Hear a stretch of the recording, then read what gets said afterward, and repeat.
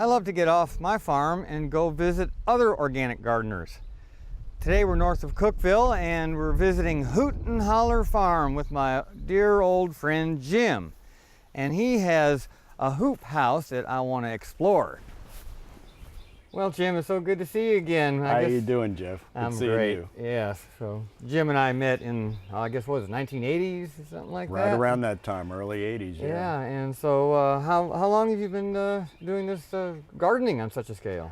On this scale, probably about a half dozen years. Mm-hmm. Yeah, we've always gardened, but actually we went into retirement and thought we'd do what we were originally going to do when we bought the property. Oh, I see. So, well, I'd say you're not retired much. Well, I guess it's all how you look at things. Yeah, well, I can tell you enjoy it.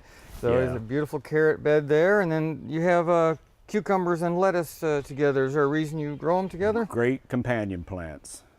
They complement each other and help each other with, you know, the bugs and things like that. Really? So they help prevent, I don't see any bug damage in this at all. No, we have a pretty good success in the hoop house. Generally, it keeps a lot of the bugs out. Mm-hmm. You know, we still get our pollinators. You know, we keep things It's open. Yeah. As far as flea beetles, vermin like that, it's not too bad. Good, good, good. Do you have trouble getting the cucumbers to climb up? Or are they? Once you get them started, they put out their tendrils. And Yeah, just, I can see the just little hang tendrils. on. They're trying to hang on. They're cute, aren't they? Yeah, and then over here you have the biggest tomatoes I've seen this year. They're already about waist high. Yeah, I hope they blossom and Yeah. produce just as well. Yeah, look at those blossoms. Yeah, you will have early tomatoes, that's for sure.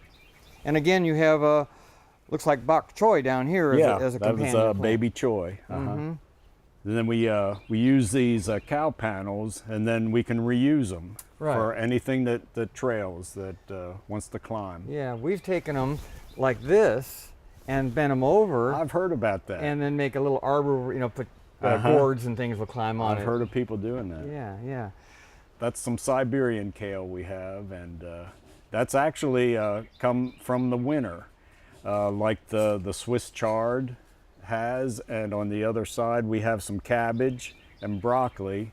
Okay. And these carrots are actually from last November we planted them. Oh, wow. Yeah.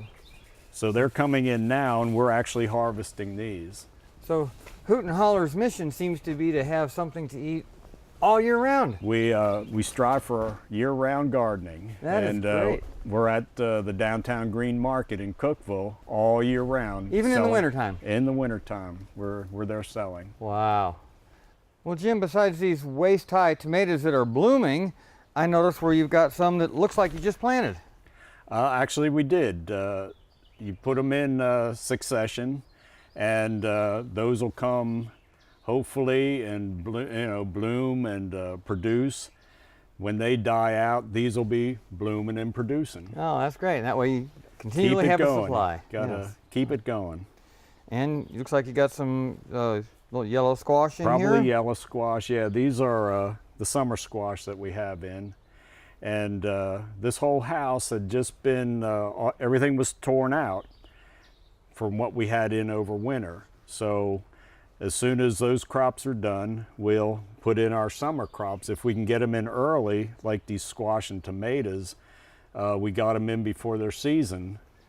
And with the heat of the hoop house, we can get them in a little earlier. Yeah, I don't even have any squash seed in the ground yet. And here you are, they're almost already growing. And the soil looks beautiful. This is this bottomland soil here. And yeah.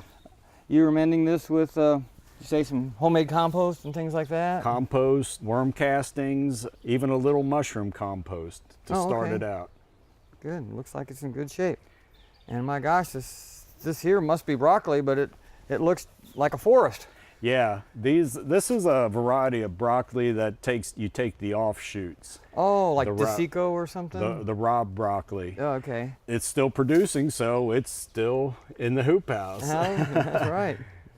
My gosh, look at the size of that head of cabbage.